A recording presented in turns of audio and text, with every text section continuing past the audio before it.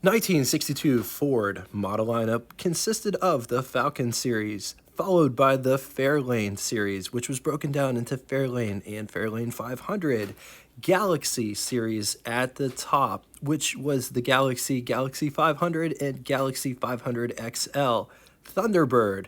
Ford also offered a wide range of station wagon choices as well as a truck line going from Econoline and half-ton all the way up to the big commercial. Ford would offer the Galaxie from 1959 through 1974, but it's worth mentioning that the Galaxie name first appeared on a concept car in 1958 called the Le Galaxie. Galaxie 500 XL was an all-new series for 1962, and it was the sporty series within the Galaxie trim line. The 500 XL trim gave you bucket seats, floor-mounted shifter, engine-turned insert in the instrument panel. Ford offered the Galaxie 500 XL from 1962 through 1970 in the North American market, but would go longer in foreign markets. The Galaxie 500 XL was offered in two body styles, two-door Victoria and two-door convertible. 1962 Ford Galaxie saw a bit of a facelift, so let's compare 61 Galaxie on top versus 62 Galaxie on the bottom, starting in the front. And I know that these aren't the same body styles, but finding the same angles can be really hard. The car on top is a two-door sedan versus a two-door hardtop on the bottom, but it gives you a chance to see the differences between what a two-door sedan looks like and a two-door hardtop. Before getting into the differences, let's talk about some similarities. Both of these cars have quad headlights. Both of these cars feature not a wraparound, but a curved windshield. Both of these have relatively the same front fender thing going on. Notice how it like convexes out. Bumpers are similar, but they're not the same. Turn signal location is in roughly the same spot, but it's designed just a wee bit differently. Front fascias, the front grills between these two are totally different. Notice the grill bars on the 62 versus how the grill bars are on the 61. The 61 has Ford spelled out in block formation on the nose of the car, whereas the 62 just has the Ford crest. Both of these cars do have a center hood line that goes back towards the single-piece windshield. Both of these cars also have fender markers done slightly different. Notice how the 61 has more of a slope, whereas the 62 is more squared off, for a lack of a better term. Moving to the side profile, if I could draw your attention to the front fender section, just notice how similar the sheet metal is between these two down to the wheel opening, but on the 62, it's capped off with bright trim, whereas the 61 doesn't have any capped off trim to speak of.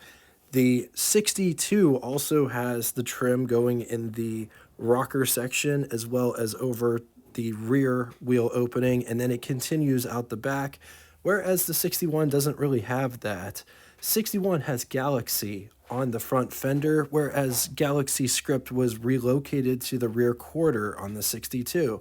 Because the car on top is a two-door sedan, notice how the doors are all framed out, whereas the hardtop, when you put the window down, there isn't a frame around the door. It's just an interesting thing to point out. The roof profile changed ever so slightly on the 62. It looks like it has a wider sail panel, but that could just be the angle of the shot. The beltline trim has changed between these two. Notice how on the 62, it goes all the way around the front of it goes off the front fascia, around the fender, and then down the body line, whereas on the 62, it comes from the rear quarter and then expands to the front fender. The emblems on the sail panels are different between these two, but both of them have bright work at the base. Moving aft, the rear between these two is drastically, I shouldn't say drastically different, but the 61 has fins, whereas the 62 doesn't really. Both of them have the jet thruster brake lights. Both of them have like a rear fake grille in the back. Bumpers are different between these two, as well as deck profile. Notice that Galaxie is in script on the 61 versus block lettering on the 62. The 61 doesn't look like it has a center line in the deck lid itself, whereas the 62 does. Jumping inside to take a look at the dash and interior situation, which they've changed as well. Which one do you like better? Hey, I just want to come in here real quick. If this is your first time checking out the channel, what it's like, we do cars from yesteryear, engines from yesterday, sprinkle in company histories as well. We post between 4 and 5 mini documentaries a week, and all of them go live around 8 p.m. Eastern time if everything goes great.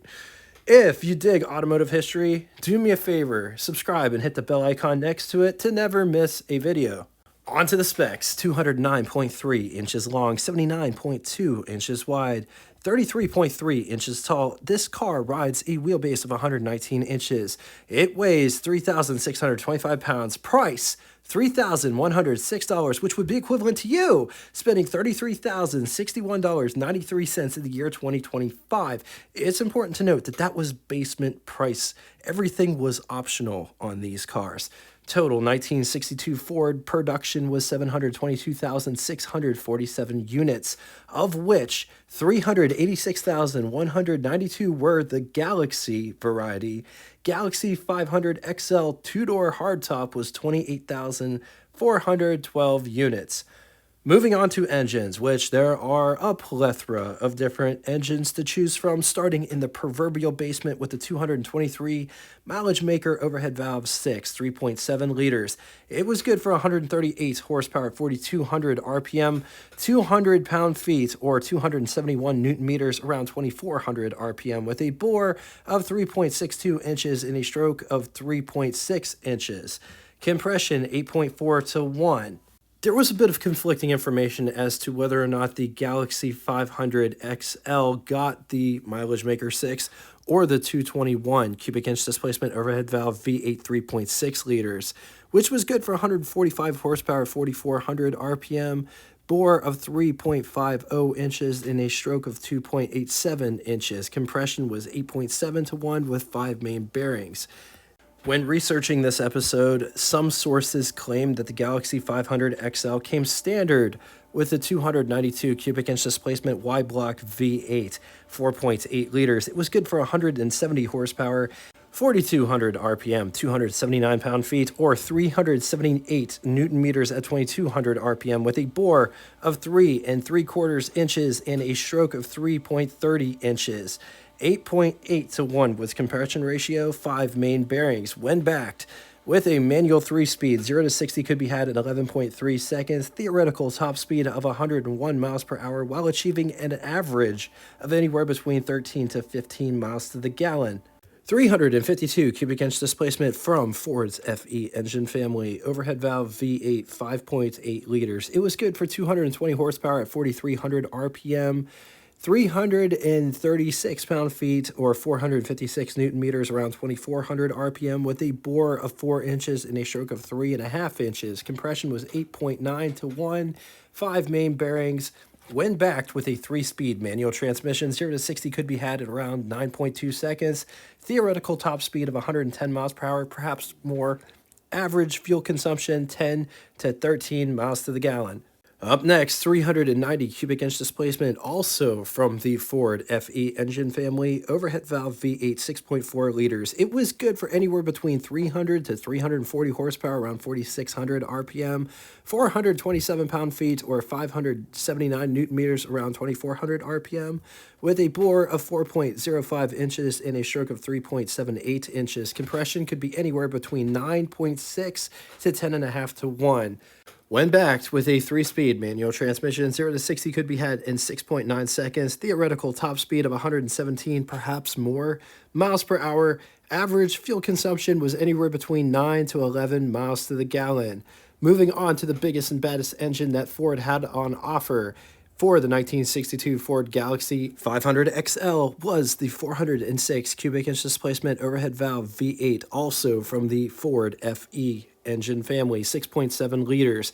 It was good for 385 horsepower up to 405 horsepower at 5,800 RPM, 448 pound-feet or 607 newton meters at 3,200 RPM, with a bore of 4.13 inches and a stroke of 3.78 inches. Compression was 11.4 to 1 with 5 main bearings.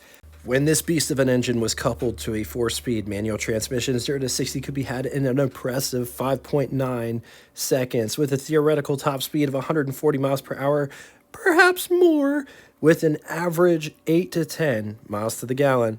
I found this stellar 1962 Galaxie 500 XL at Classic Auto Mall out in Morgantown, Pennsylvania. But this car has been sold. But with that said, they had over 800 cars for sale when recording this episode. Get this, anybody can go peruse their inventory, whether that be online or in person, and they ship. They have nationwide shipping. So you could be in Arizona and find a car that you absolutely love, and you could get it shipped right to you. Oh yeah, while we're on this topic, if you're kicking around the idea of maybe selling your car, consider selling it through Classic Auto Mall's consignment program. You don't have to deal with any of the headaches that come with selling a car, because you and I both know selling stuff can be a colossal pain in the ass. You have to find a place to market the car, and then when you get people that are interested in the car, they come in like Richard Rawlings and try to cut you in half on your price. You don't have to deal with any of that BS when going through Classic Auto Mall. They take care of all of those headaches for you. For hours of operation, directions, and to get the full scoop on their consignment program, be sure to click the link below after the show, and also tell them Jay from What It's Like sent you there. Told you about it. Let's talk styling, starting with these bumpers. Notice how the bumper comes all the way back around to this wheel opening. The wheel opening isn't straight. It has this like dimple, and it convexes out. It's an interesting shape with bright work around it, and then it gets smooth as it goes back. Turn signals are recessed, but notice how they are recessed. It's more recessed over here than it is over here. It's kind of angled in. Also, the bumpers angle up.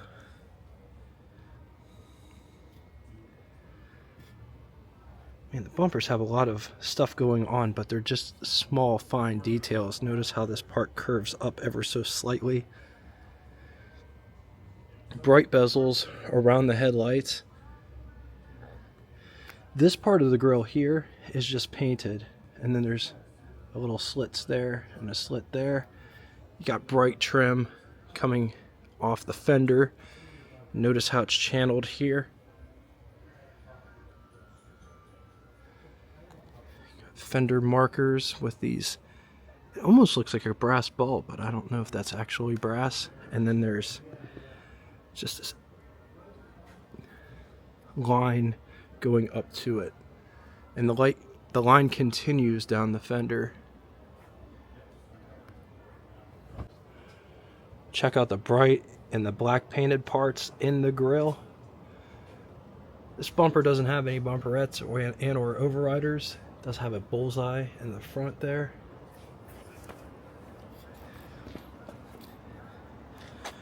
Ford crest, center line, going back towards the wraparound windshield with windshield wipers that oppose.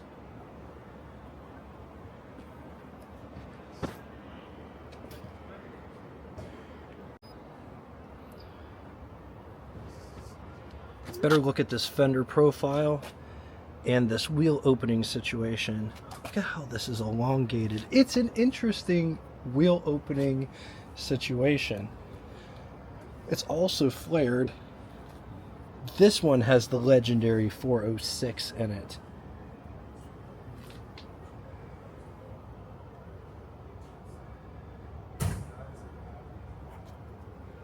This car is riding on P2.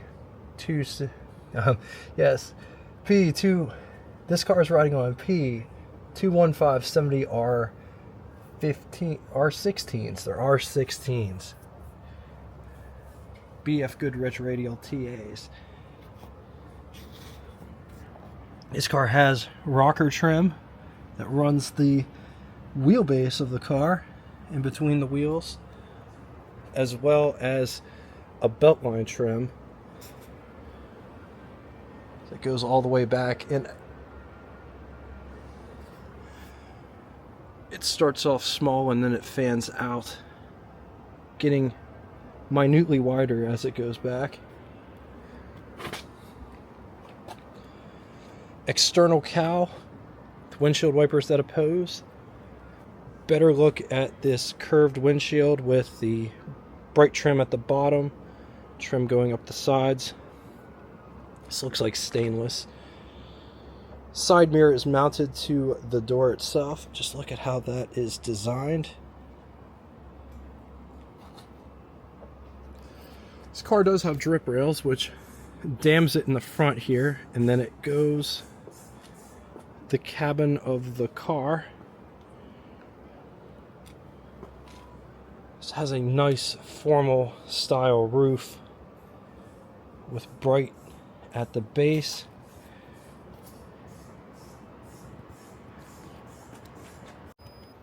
This car is incredibly straight. The wheel opening in the back, the flare gets more aggressive as it comes up to about there. Just look at how aggressive that is.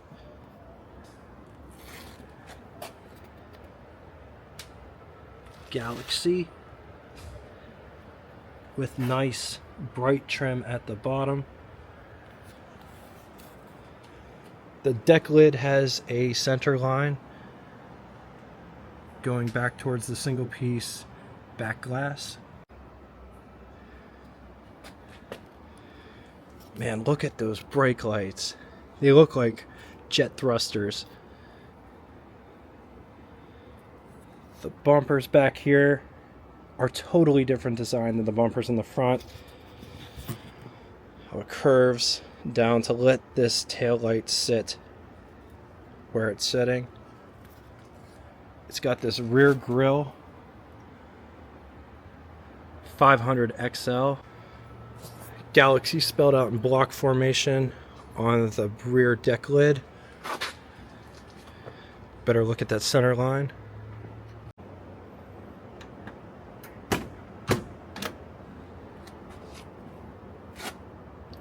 Man, wow, look at this door panel.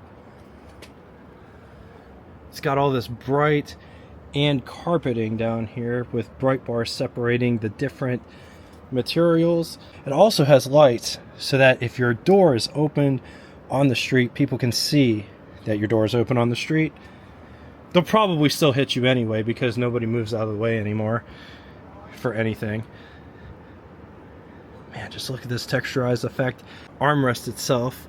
This is the armrest as well as door handle. There's a lot of cool aspects to this door panel. Door lock, door handle to get out, window crank for the big window, which operates like this.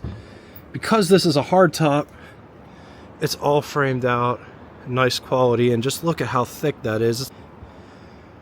Vent window here. Before going down inside the pedal box, just take a look at this door sill. Nice. The carpeting inside looks to be the same carpeting that is on the door panel itself. Coming down inside the pedal box down here, this is the parking brake. High beam switch is right behind it. Brake pedal, gas pedal. Just take a gander at this gorgeous interior. Nice bucket seats.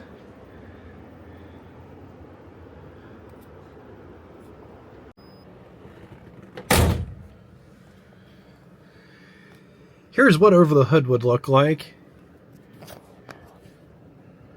Here's what first person over the hood would look like. Moving on to the button switches and knobs. Left turn signal indicator, gasoline gauge, 120 mile per hour speedometer, coolant temperature, right turn signal indicator, clock, brake release, headlights, key, tachometer, air vent, windshield wipers, cigarette lighter, heat and defrost controls, aftermarket Ford radio. Up above, you have sun visors, and they look like this. They are nice. And it has a rear view mirror cutout so that they could both be in place and it not affect the rear view mirror. The rear view mirror is not the daytime nighttime variety, but it's a really nice rear view mirror nonetheless. It looks to be tinted. Interesting. Just take a look at the steering wheel. It has this nice white inlay with texturized effect. Also, the steering wheel is dished inward. Underneath the steering wheel, there's adequate space to put my hand in between the steering wheel and my lap, but it is rather tight. I wear size 34 pants, so if you're bigger than me, you might not fit in this car. Got an ashtray here in the center. This one also has a center console, which is absolutely massive as well. The camera will fit inside there as well, and it will shut no problem. The center console doesn't lock though. The glove box locks, so if you wanted to have personal effects in the glove box, you could totally do that.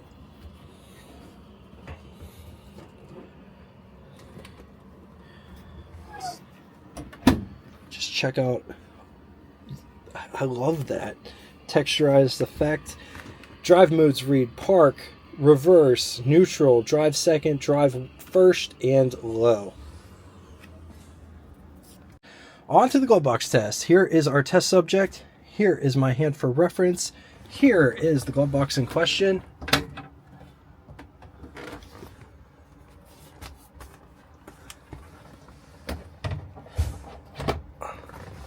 Look at that. I show this because if you have a lady friend, or maybe you just want to stick your wallet in there or whatever, I just like showing how big these glove boxes were. It will fit in that glove box and it will shut.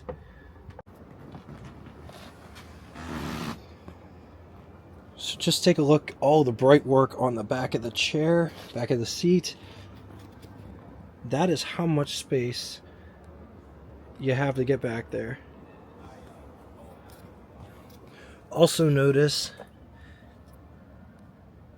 how it's tubbed out back here. Transmission tunnel.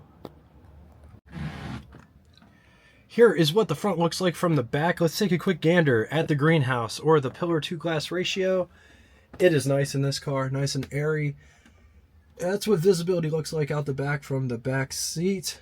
It does have a parcel shelf in the back. Let's talk about seat back profile and the seats in general. The seats feel like a vinyl material, and they're nice. Not as plushy as they might look on the screen, but they're comfortable nonetheless.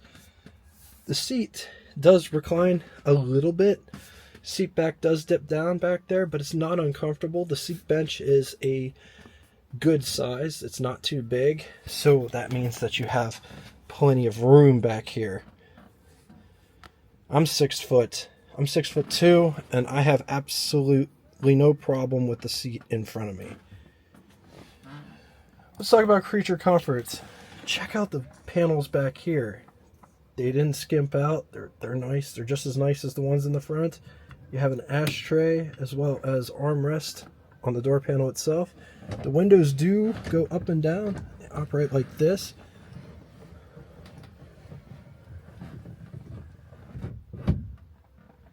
That is a big piece of glass.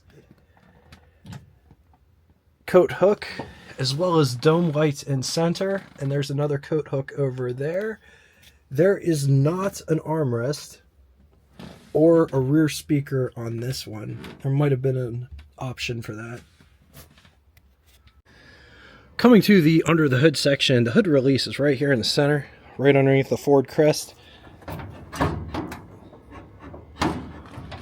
And that's just a release. Evidently there is another secondary catch, which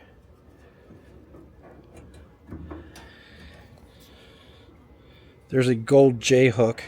Kind of pull it towards you. So you see that? I guess it's all the same, sort of. You push this and then you have to pull this.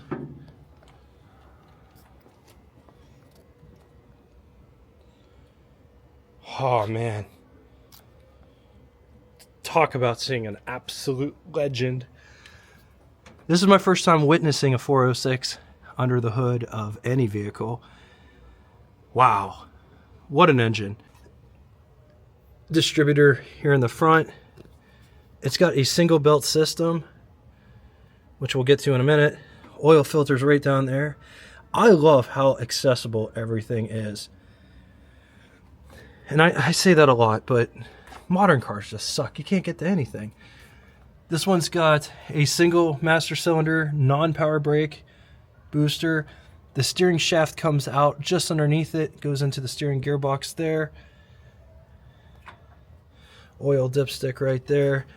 This one does have a transmission cooler because it does have the cooler lines. But just look at how slender that radiator is. It's not that big, all things considered. Dual horns right here in the front. This is the radiator reservoir. 12-volt battery with disconnect switch, which is always a great idea with these classic cars. Solenoid. So as you can see, it's a single belt system with the generators way down inside there. No power steering on this car either.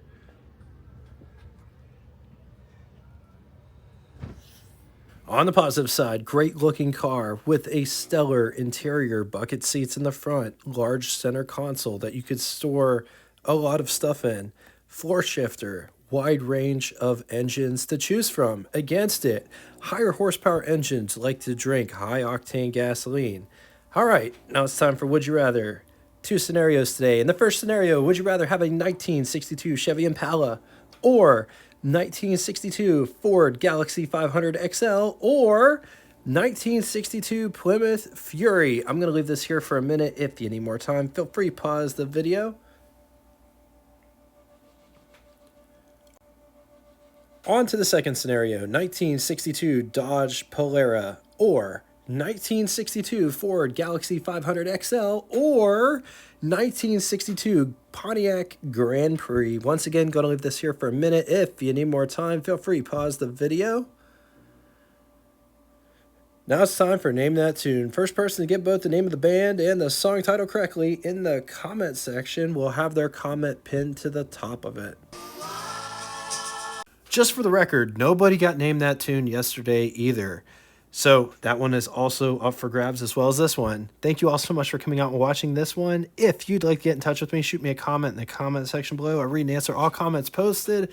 I don't say that for self-worth. I just say that this is way more than a car channel. This is a car community that I am very much a part of. Thanks again for everything that you guys bring. And until next time, toodaloo!